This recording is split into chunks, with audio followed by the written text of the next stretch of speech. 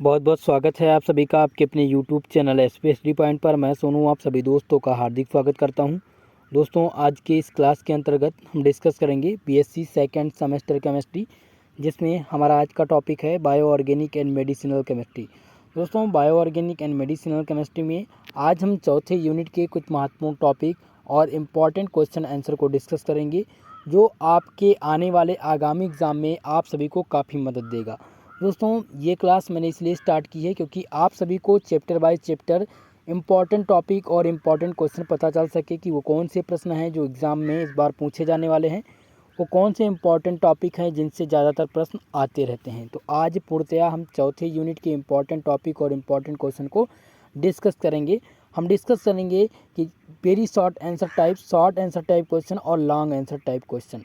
ठीक है, तो साथ ही साथ मैं इनका आंसर भी बताने का आप लोग को प्रयास करूँगा और आप सभी लोग जुड़ जाइए, सभी लोग वीडियो को शेयर कर दीजिए ज़्यादा से ज़्यादा लोगों में। और जो भी भाई बंधु हमारे साथ पहली बार जुड़ रहे हैं, प्लीज़ चैनल को ज़रूर सब्सक्राइब कर लेंगे।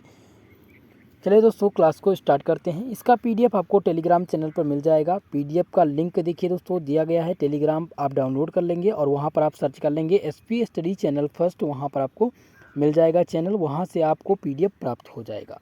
चलिए दोस्तों, हम डिस्कस करते हैं इम्पॉर्टेंट टॉपिक को।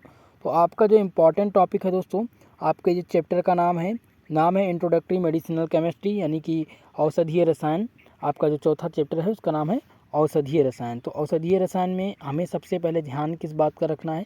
सबसे पहले हमें ध्यान देना है कि जो इम्पॉर्टेंट टॉपिक हैं उनको हम डिस्कस कर लेते हैं कि वो कौन कौन से टॉपिक है जिनको आपको पढ़ना अनिवार्य है, जिनसे आपको आपके एग्ज़ाम में प्रश्न बनेंगे। तो पहला टॉपिक आपका है ड्रग, औषधि। औषधि किससे कहते हैं? तो औषधि के बारे में आप तैयार कर लेंगे। देखिए दोस्तों, औषधि क्या होती है? औषधि को एक रासायनिक पदार्थ के रूप में परिभाषित किया जाता है जिसका उपयोग मनुष्य और जानवरों के बीमारी के इलाज, रोकथाम के निदान में किया जाता है।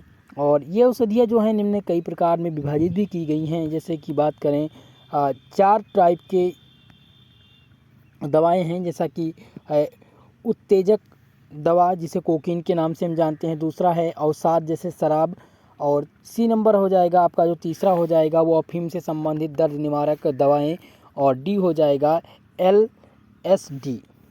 तो इस प्रकार की औषधियाँ हैं। औषधियाँ क्या होती हैं, इनसे रिलेटेड प्रश्न भी मैंने आप लोग को भेज दिया था, इसका सलूशन भी मैंने दे दिया है। हालांकि जो आपका चैप्टर बाय चैप्टर चल रहा है इस समय, ठीक है, जैसे कि आज जो मैं डिस्कस करूँगा इसका मैं कंप्लीट आपको सलूशन दूंगा, ताकि आपको किसी भी टॉपिक में आपको अलग से ढूंढने की ज़रूरत ना रहे। तो ड्रग को कैसे आप डिफाइन करेंगे? तो ड्रग को लिख सकते हैं, drug may be defined as the chemical substance use in the treatment like human and animal. There are 4 main types of drugs.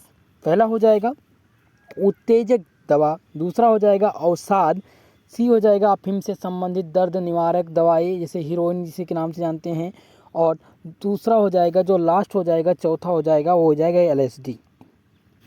देखिए, जो दवा होती है वो हमारे शरीर में कई तरह से काम करती हैं। वह सूक्ष्म जीवों को क्या करती हैं, साथ में साथ सूक्ष्म जो जीव होते हैं हमारे शरीर में उनमें भी हस्तक्षेप करती हैं। अगर हम सामान्यता कोशिका को भी ये नष्ट कर सकती हैं। जो दवाएं होती हैं कोशिकाओं को भी नष्ट कर सकती हैं, जैसे कैंसर का कारण बनते हैं। हार्मोन्स या विटामिन से कमी के पदार्थों से स्थापित करने वाले जो रोग हमारे शरीर में होते हैं, कोशिकाओं में कई प्रकार के आप देखेंगे बदलाव पाए जाते हैं। तो ये ड्रग से संबंधित कुछ इम्पॉर्टेंट बातें हैं, तो इनको आप ध्यान रखिएगा। और ड्रग जो है, अब ये कैसा शब्द है? ड्रग एक प्रकार का फ्रांसीसी शब्द है, यानी कि जो ड्रग है दोस्तों उसको वो कहाँ से लिया गया है, वो फ्रांस से लिया गया है, यानी फ्रांसीसी शब्द है। ठीक है, जिसका अर्थ होता है एक प्रकार की, ड्रग का मतलब क्या होता है, इसका मतलब होता है एक प्रकार की सूखी जड़ी बूटी। औषधि एक सक्रिय रासायनिक अंश होता है जो दवा में पाया जाता है, जिसका उपयोग हम क्या करते हैं, रोग यानी कि बीमारी की रोकथाम में करते हैं, निदान में करते हैं, जानवरों और इलाज में, पक्षियों के इलाज में किया जाता है। ठीक है, तो ये हो गया आपका औषधि। अब औषधि में आपको ध्यान देना है कि औषधि ड्रग कितने प्रकार के होते हैं, ड्रग का क्लासिफिकेशन क्या है, इन सभी बातों का आपको विशेषकर ध्यान रखना है। दूसरा जो इम्पॉर्टेंट आपको ध्यान देना है वो आपको तैयार करना है retro synthesis approach. Retrosynthesis approach आपको तैयार करना है। देखिए ये कभी कभी एक नंबर में भी पूछ लिया जाता है, यानी कि वेरी शॉर्ट आंसर में भी पूछ लिया जाता है, और ये ज़्यादातर आपसे पूछा जाएगा शॉर्ट आंसर टाइप और लॉन्ग आंसर टाइप में। ठीक है, आपसे पूछा जाएगा right A short note on retrosynthesis approach. ठीक है, ये क्वेश्चन अभी हाल ही में रज्जू भैया यूनिवर्सिटी का एग्ज़ाम हुआ है दोस्तों, तो वहाँ पर ये रेट्रोसिंथेसिस अप्रोच पूछा गया था, और आप सभी के एग्ज़ाम में जिनका भी रिटर्न पैटर्न पर एग्ज़ाम होना है उनमें ये प्रश्न पूछा जाएगा। खासकर ड्रग से ड्रग डिज़ाइन के बारे में भी पूछा जाता है। ठीक है, तो इन बातों को आप ध्यान रखेंगे। अब रेट्रोसिंथेसिस अप्रोच आखिर में होता क्या है? तो रेट्रोसिंथेटिक जो अप्रोच होता है वो दवा के कार्बनिक संश्लेषण की योजना को हल करने का एक प्रकार का तकनीक है। क्या है दोस्तों? रेट्रोसिंथेसिस अप्रोच क्या होता है? रेट्रोसिंथेसिस, जिसे हम रेट्रोसिंथेसिस विश्लेषण कहते हैं, हिंदी में क्या कहते हैं? रेट्रोसिंथेसिस विश्लेषण। ये जो दवाएं होती हैं, जो फार्मूला स्केलेटिंग दवा होती हैं, उनको एक कार्बनिक संश्लेषण की योजना की जो समस्या होती है उसको हल करने का एक प्रकार का क्या है दोस्तों? एक प्रकार का तकनीक होता है। ये लक्ष्य अणु के अभिकर्मक के साथ साथ किसी भी संभावित प्रक्रिया को प्रवाह किए बिना सरल अग्रदूत संरचना में परिवर्तित करके प्राप्त किया जाता है। तो इसमें शॉर्ट नोट लिखने के लिए भी आता है। तो शॉर्ट नोट लिखने के लिए मैं आप लोग को बताऊंगा रेट्रोसिंथेसिस अप्रोच के बारे में। तो आप लोग को शॉर्ट में याद रखना है कि retrosynthesis analysis is a technique for the solving problem in the planning organic synthesis include the paramedical drugs. ठीक है, इतनी बात आपको ध्यान रखना है। एक बार मैं रिपीट करने का प्रयास करूंगा क्योंकि आप सबके दिमाग में ये चीज़ आ जाए, क्योंकि शॉर्ट आंसर में पूछा जाएगा। तो शॉर्ट आंसर में आप लिख सकते हैं retrosynthesis analysis is a technique for the solving problem in the planning of organic synthesis include the paramedical drugs. ठीक है, इतनी बात आप ध्यान रखेंगे। This is called the retrosynthesis approach. अगला आपको जो टॉपिक तैयार करना है दोस्तों, वो तैयार करना है एस्पिरिन। क्या तैयार करना है? एस्पिरिन या एसिटिल सैलिसिलिक एसिड तैयार करना है। क्या तैयार करना है? Acetyl salicylic acid. बहुत ही महत्वपूर्ण है दोस्तों। एस्पिरिन आपसे पूछा जाएगा। एस्पिरिन क्या है? एक प्रकार की दर्द निवारक है। ठीक है, तो एस्पिरिन से रिलेटेड प्रश्न आपके एग्जाम में पूछा जाएगा, यानी कि वेरी शॉर्ट आंसर में भी पूछा जा सकता है। एसिटिल सैलिसिलिक अम्ल बहुत ही महत्वपूर्ण है, इसको आप पूर्णतः तैयार करेंगे। अगला जो आपको टॉपिक तैयार करना है वो पैरासीटामॉल तैयार करना है। पैरासीटामॉल क्या होता है और एसिटोफिनोन क्या होता है? ठीक है, पैरासीटामॉल का आप ध्यान देंगे कि पैरासीटामॉल का पूरा केमिकल फार्मूला आपको ध्यान देना है। इसका केमिकल फार्मूला आपको तैयार करना है। दूसरी बात, इसका सिंथेसिस आपको तैयार करना है। और जो लास्ट आपको तैयार करना है वो मैकेनिज़्म, बहुत ही ज़्यादा महत्वपूर्ण है दोस्तों।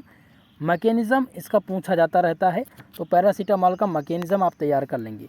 लास्ट आपको जो तैयार करना है वो एंटीबायोटिक तैयार करना है। क्या तैयार करना है? एंटीबायोटिक क्या होती है? एंटीबायोटिक्स क्या होती हैं? बहुत ही ज़्यादा महत्वपूर्ण है। एंटीबायोटिक से प्रश्न बनते रहते हैं, आपके एग्ज़ाम में भी इससे रिलेटेड प्रश्न आते रहते हैं। ठीक है, और ये प्रश्न पूछा भी गया था, और इसमें मैं बताने वाला हूँ अभी आगे कि किस प्रकार के प्रश्न आपके एग्ज़ाम में बनेंगे। जैसा कि मैंने आपको सेकंड और थर्ड यूनिट में भी बताया था।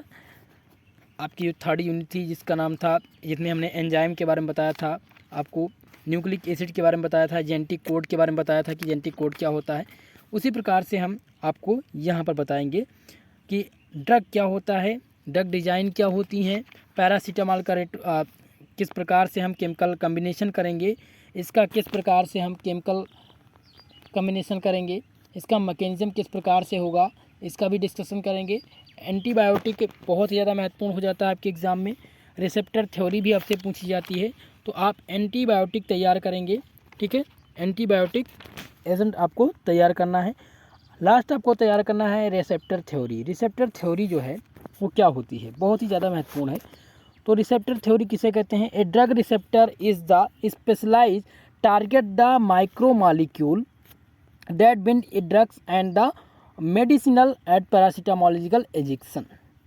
यानी कि जो ड्रग रिसेप्टर होती है ये क्या होती है? एक विशेष लक्ष्य को माइक्रो मॉलिक्यूल्स है। रिसेप्टर थ्योरी जो होती है, यानी रिसेप्टर थ्योरी जो होती है दोस्तों, वो क्या है? एक विशेष लक्ष्य माइक्रो मॉलिक्यूल है जो एक दवा को क्या करती है, बांधती है, यानी कंटेन करती है, और इसकी जो औषधीय कार्रवाई होती है वो मध्यस्थ कार्य करता है, जिसे रिसेप्टर, एंजाइम, न्यूक्लिक एसिड या विशेष झिल्लियों या बाध्य प्रोटीन भी हो सकते हैं।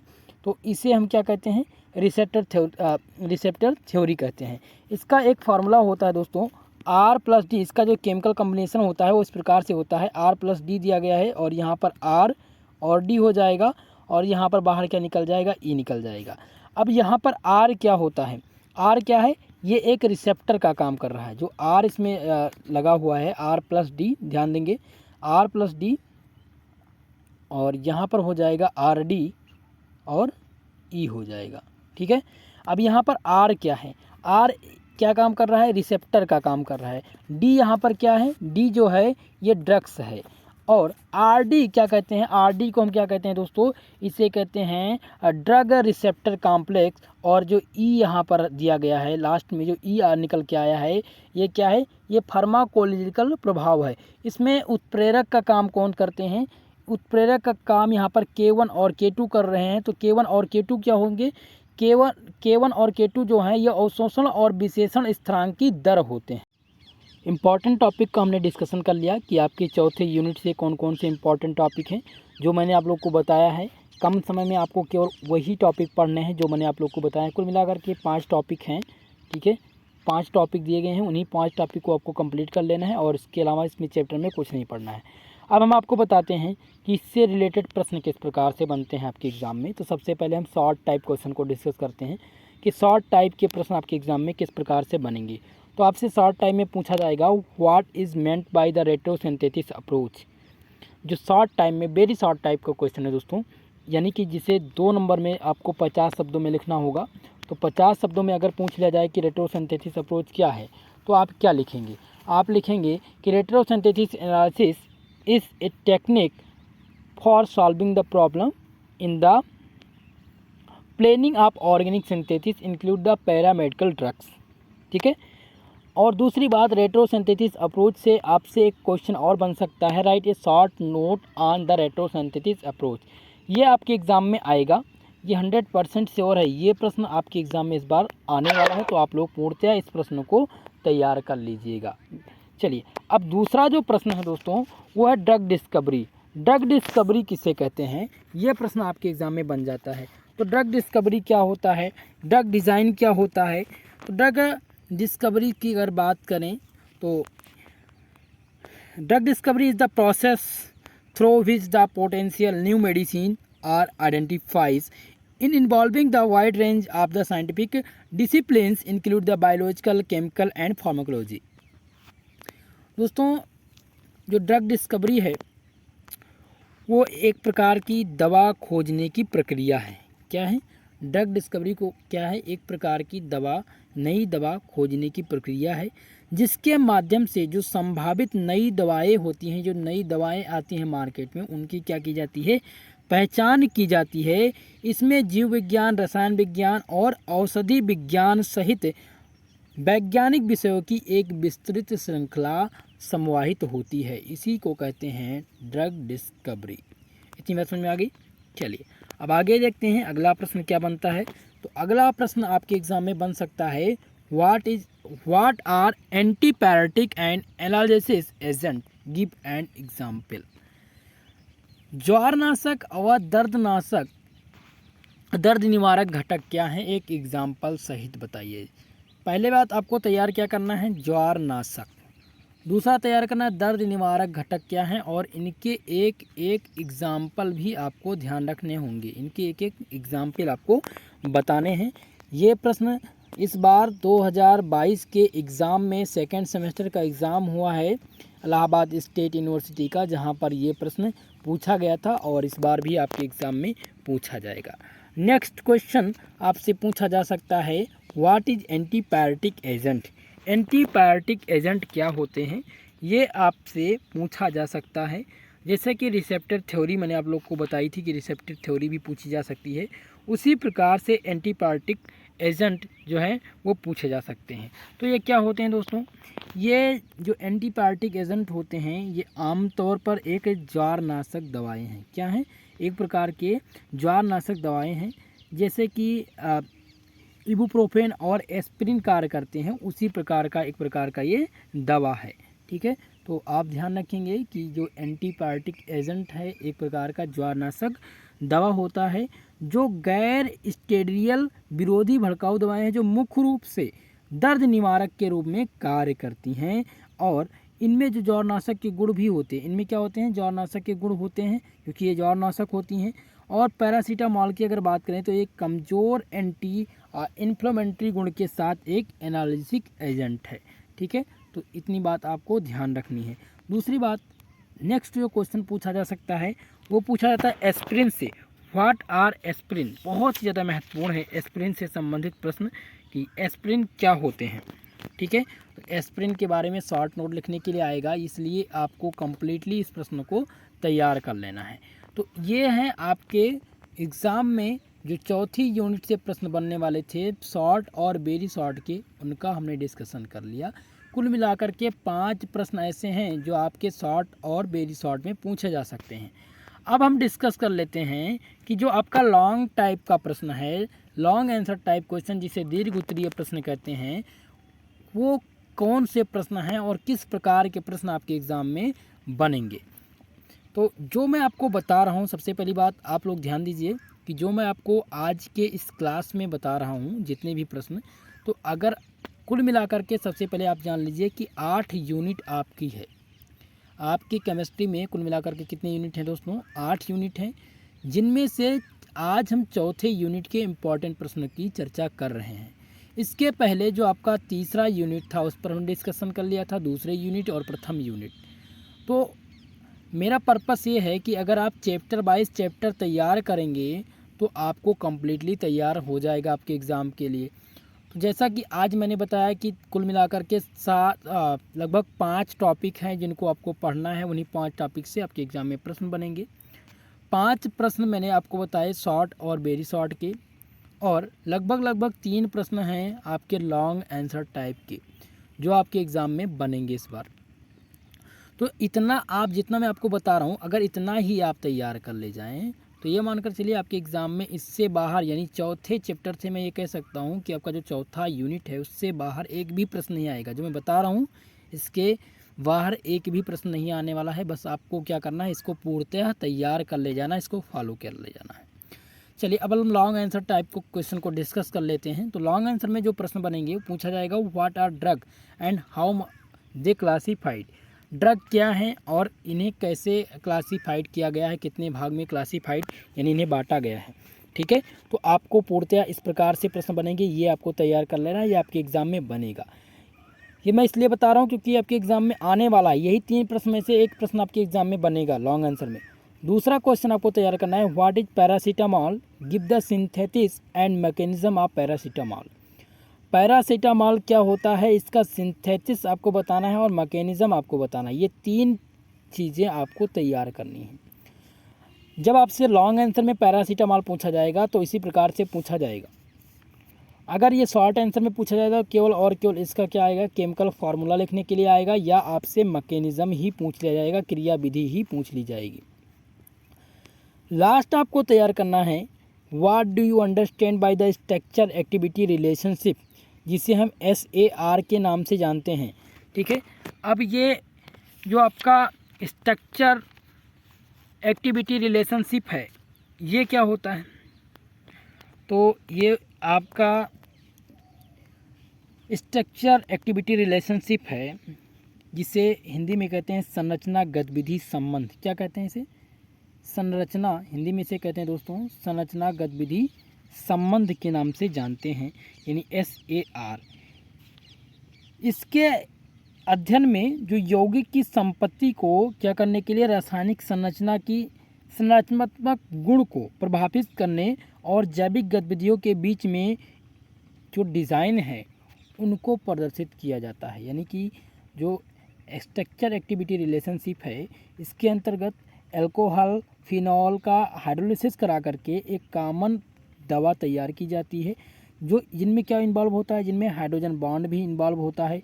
साथ ही साथ रिलेशनशिप केमिकल स्ट्रक्चर तैयार किया जाता है जिनमें आपको बायोलॉजिकल एक्टिविटी देखने को मिलती है और बायोलॉजिकल एक्टिविटी के साथ ही साथ टारगेट जो प्रॉपर्टी होती हैं, जो टारगेट गुण होते हैं, उनकी अध्ययन करके एक प्रकार का कंपाउंड तैयार किया जाता है जिसे स्ट्रक्चर एक्टिविटी रिलेशनशिप के नाम से हम जानते हैं।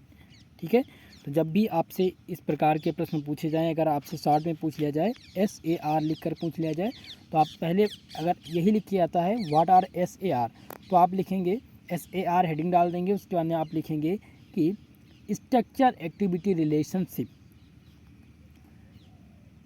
is an approach designed to find the relationship between chemical structure and structural related properties by the biological activity of studies by the compound। इतना ही आपको लिख देना है, आपको कंप्लीट नंबर दिया जाएगा।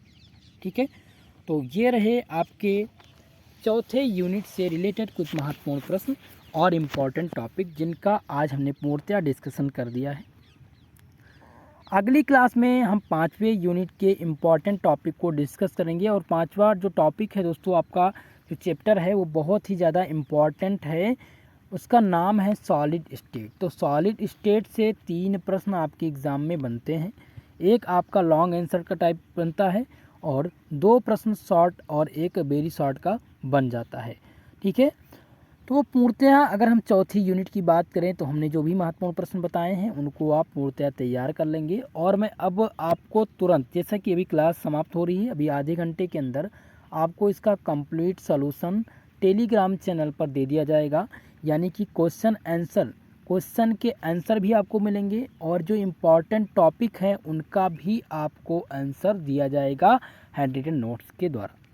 तो आप सभी को ये क्लास कैसी लगी? क्या आप चाहते हैं कि होल सिलेबस का, यानी कि आपका जो चैप्टर कंप्लीट जो सिलेबस है केमिस्ट्री का, उसका इसी प्रकार से इम्पॉर्टेंट टॉपिक और इम्पॉर्टेंट क्वेश्चन का डिस्कशन कर दिया जाए? तो आप सभी लोग कमेंट बॉक्स में कमेंट करके ज़रूर बताइएगा। अगर आप चाहते हैं कि जूलॉजी, बॉटनी और फिजिक्स के भी इसी प्रकार से क्लास करा करके इम्पॉर्टेंट टॉपिक का डिस्कशन और इम्पॉर्टेंट क्वेश्चन को बता दिया जाए, ताकि जो 2022 में आपका एग्ज़ाम आने वाला है उसमें आपको काफ़ी मदद मिल सके, तो आप सभी लोग कमेंट करके ज़रूर बताइएगा। बहुत बहुत धन्यवाद आप सभी का हमारे साथ जुड़ने के लिए। दोस्तों, अगर आपको वीडियो पसंद आई हो प्लीज़ वीडियो को लाइक कर दीजिएगा और जो भी हमारे साथ पहली बार जुड़े हैं छात्र छात्राएँ, प्लीज़ चैनल को सब्सक्राइब कर लें ताकि इसी प्रकार की क्लास आपको मिलती रहे।